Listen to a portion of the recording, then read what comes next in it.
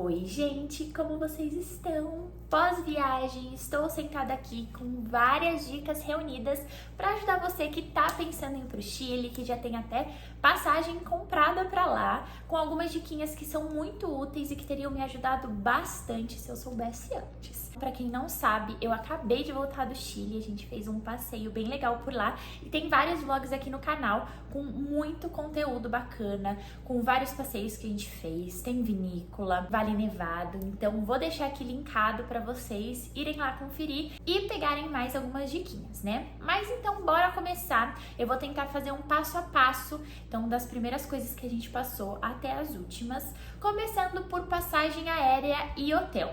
A gente fechou tudo sozinho, sem agência de viagem e foi mega tranquilo. É uma viagem sim que a gente consegue fazer por conta própria.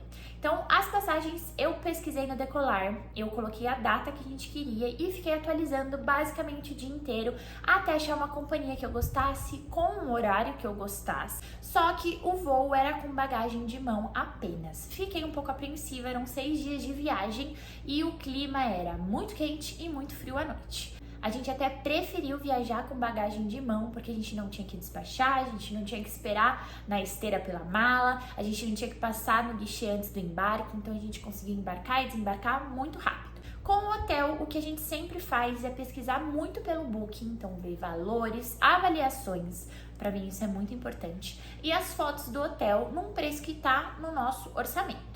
Depois que a gente viu tudo pelo Booking, a gente tinha a opção de fechar pelo Booking, como a gente fechou pela própria Decolar mesmo, o voo da Latam, mas a gente resolveu ligar pro hotel e ver se tinha algum desconto fechando diretamente com eles, e tinha. A única questão é que os hotéis lá no Chile preferem o pagamento em dólar, então isso é uma coisa que você sempre tem que ficar atento. Se você quer pagar em dólar, você consegue um bom desconto aí, porque você não paga algumas taxinhas. Quem não quer pagar em dólar, dá para pagar pelo Booking no cartão de crédito, que é bem mais fácil, você consegue parcelar. Enfim. Agora falando um pouquinho mais específico sobre o câmbio de dinheiro. Não troquem no aeroporto, é o meu conselho, lá as taxas são muito altas e acaba não compensando. Tem duas ruas que a gente usou para fazer o câmbio, lá em Santiago, a Rua Augustina é a mais famosa, que tem várias casas, uma do ladinho da outra, o preço varia muito pouquinho, mas em qualquer que você entrar, eles vão trocar real, eles vão trocar dólar, a moeda que você tiver levado, por um preço muito melhor. Eu não aconselho vocês a trocarem pelo cartão de crédito, então inserir na maquininha e tirar pesos chilenos. As taxas também são muito altas. A gente levou dinheiro real e dinheiro em dólar, só nota, e a gente achou que valeu muito mais a pena porque a gente conseguiu economizar um dinheirinho aí das tarifas. E usamos a viagem toda só notas. O cartão de crédito é uma boa opção para quem tem aqueles planos que não pagam IOF, tem alguns que dão vantagem em compras internacionais. Como o nosso não fazia isso, a gente usou o cartão de crédito só para emergências mesmo, ou quando a gente chegou de noite e não tinha casa de câmbio para trocar, passamos o cartão de crédito, foi tranquilo. Mas eu aconselho sempre a usar notas, porque você vai economizar um bom dinheirinho aí. Chegamos em Santiago com um avião e aí o nosso primeiro perrengue foi para pegar o carro. Foi uma das perguntas principais que eu recebi, se valia a pena e se era necessário. Então eu vou falar a nossa experiência pelo roteiro que a gente resolveu seguir. Queríamos muito conhecer as cidades ao redor de Santiago, que era Vina del Mar, Valparaíso e subir o Vale Nevado. Você consegue fazer esses passeios com agência de turismo, mas acaba ficando um pouco mais caro e você depende, né, da hora deles, do dia deles, enfim, a gente gosta de ficar um pouco mais livre nessa questão. Então resolvemos alugar o carro pela Decolar mesmo, pois tínhamos comprado as passagens lá e recebemos um desconto para o aluguel de carro. 4 dias ficou um total de 500 e pouquinhos reais, mas já valeu muito a pena porque foi um valor bem abaixo do que a gente estava esperando. Fechamos o seguro viagem e o seguro do carro pelo cartão de crédito. É importantíssimo levar esses dois sempre que vocês forem viajar para fora. Chegando no aeroporto, a gente já foi direto no guichê do aluguel de carro e aí que a gente levou nosso primeiro tombo. A moça queria, porque queria vender mais um seguro pra gente, que era o seguro deles.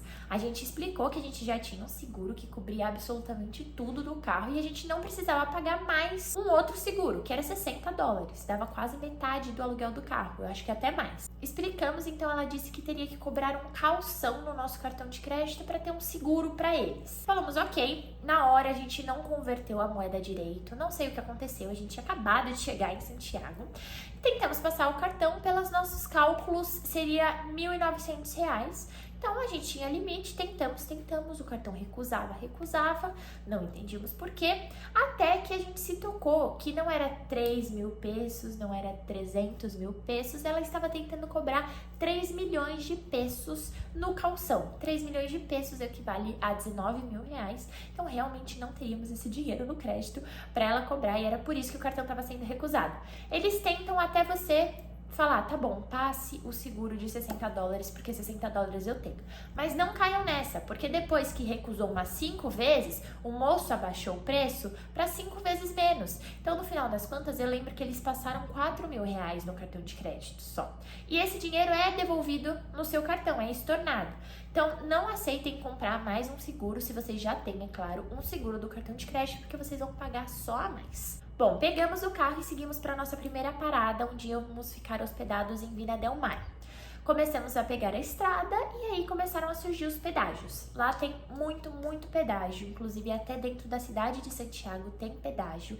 E são pedágios baratos, caros e muito caros. No final de todos os passeios que fizemos, indo para 3 cidades, pro Vale Nevado, né, a Valparaíso e pra Vina, acabamos gastando 22 mil pesos de pedágio. Eu vou deixar as conversões aqui pra vocês. Então essa é uma conta que vocês têm que acrescentar, tá? Além dos pedágios, a gasolina, que lá também é bem alta.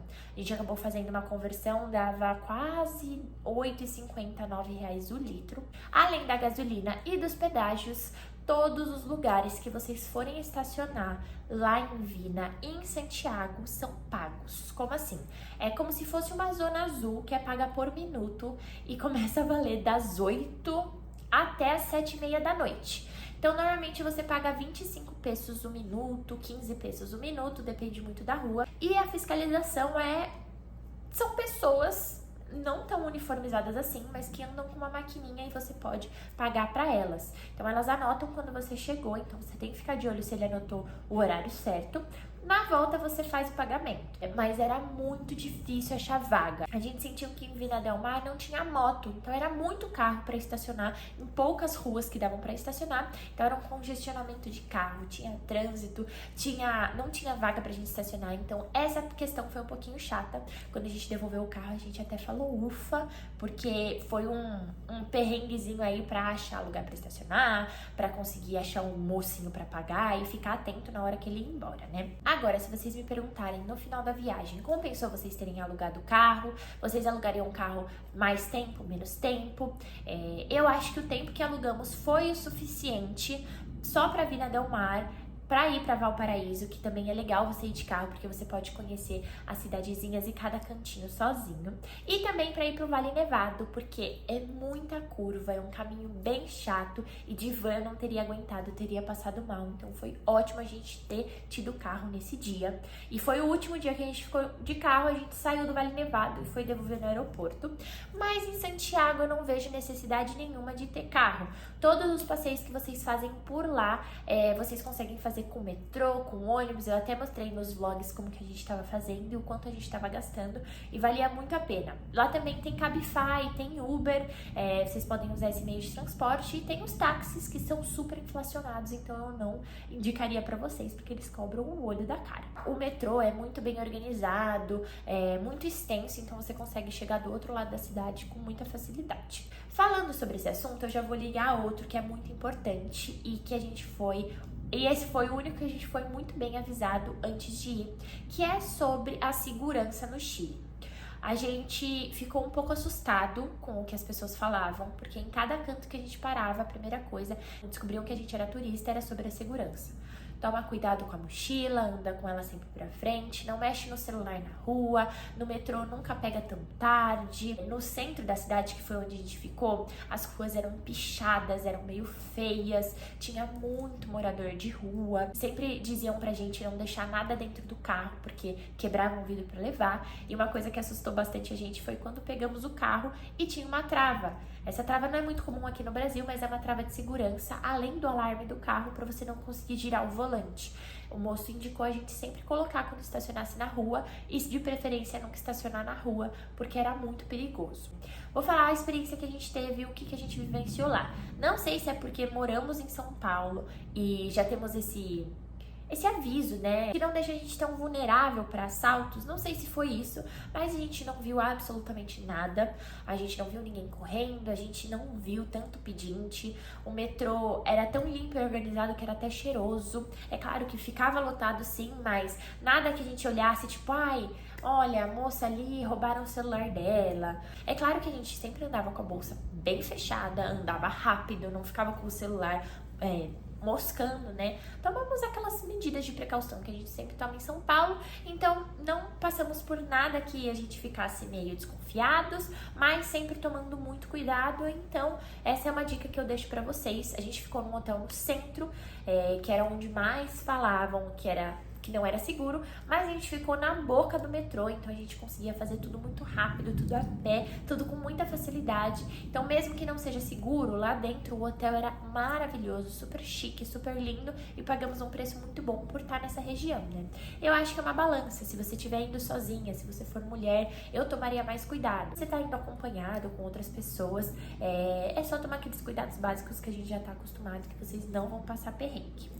E para finalizar, a dica que mais teria me ajudado e que me surpreendeu muito quando a gente chegou lá são os valores das comidas, os valores dos restaurantes, que são super caros. Pelo menos na minha opinião, não é um valor que a gente paga numa comida do mesmo nível aqui no Brasil. Então, só pra vocês terem noção, a gente acabava pagando 55, 60 reais num combo do McDonald's. Eu sei que McDonald's não é mais tão barato assim, mas eu acho que aqui a gente paga uns 35, 40.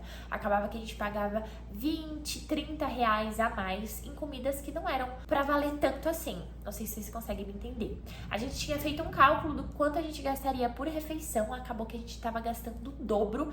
Então, no primeiro dia, a gente gastou o dinheiro de outros 3. Foi um pouco desesperador no começo, até que a gente começou a achar os macetinhos de lá. A gente gostava muito de comer. Gostava não, né, gente? Gostava, questões financeiras, de comer no Burger King, que tinha aquelas promoções de 2 por 1, batata e refrigerante você ganhava pagando mais 1.000 pesos. Eu tenho um vídeo, foi o último vlog, em que eu falei os valores certinhos e mostrei um pouquinho mais, mas o Burger King tinha promoções legais. A Domino's também tinha uma pizza por 7.500 pesos, que acabava servindo nós dois e comíamos assim bastante por um preço bem legal. E em Santiago a gente conseguiu achar o tão famoso menu do dia, que é bem conhecido. Ele é 5.000 pesos mais ou menos, vem com entrada, prato principal, sobremesa e às vezes até com uma bebida. Só que eu tinha visto muito essa dica aqui no YouTube, né, no TikTok, só que a gente começou a procurar lá em Vina e a gente não achava esse valor. Lá em Vina esse menu do dia é 10.000 pesos. Acabava que 10.000 pra mim, 10.000 pro meu namorado, dava 20.000 pesos, não compensava. Então a gente meio que abandonou essa ideia porque a gente achou que tinha aumentado o valor ou que não valia a pena. Mas em Santiago tem esse menu do dia, ele custa mesmo 5.000 pesos, vale muito a pena. E são restaurantes mais de prato executivo. Seria como se fosse um prato executivo, então você acha perto de lugares que tem escritório, você acha perto de praças, é só procurar que em cada cantinho tem. A gente acabou descobrindo isso tarde demais, tanto porque só funciona de dias de semana. A gente chegou lá meio que sexta, sábado e domingo, acabou que a gente não achava de fim de semana e acabamos gastando um pouquinho mais. Mas eu acho que na questão comida é isso, é só procurar que vocês conseguem economizar sim, mas dá trabalho, porque a informação não vem triturada, né? A gente tem que sempre perguntar bastante, pedir muita informação. No geral, eu achei o pessoal lá muito solícito, todo mundo tentou ajudar a gente, todo mundo tentava explicar direitinho, repetia, falava devagar pra gente tentar entender, porque o espanhol chileno é uma língua bem complicada e bem diferente do espanhol normal que a gente tá acostumado. É mais corrida, é mais rápida, então às vezes a gente não conseguia entender. Mas enfim, gente, eu acho que foi esse o vídeo. Espero muito que vocês tenham gostado, que tenham ajudado vocês. Compartilha com alguém que você sabe que vai pro Chile para aproveitarem essas diquinhas. E se vocês tiverem qualquer dúvida, pode comentar aqui que eu vou responder vocês. E é isso, gente. Beijo e até o próximo.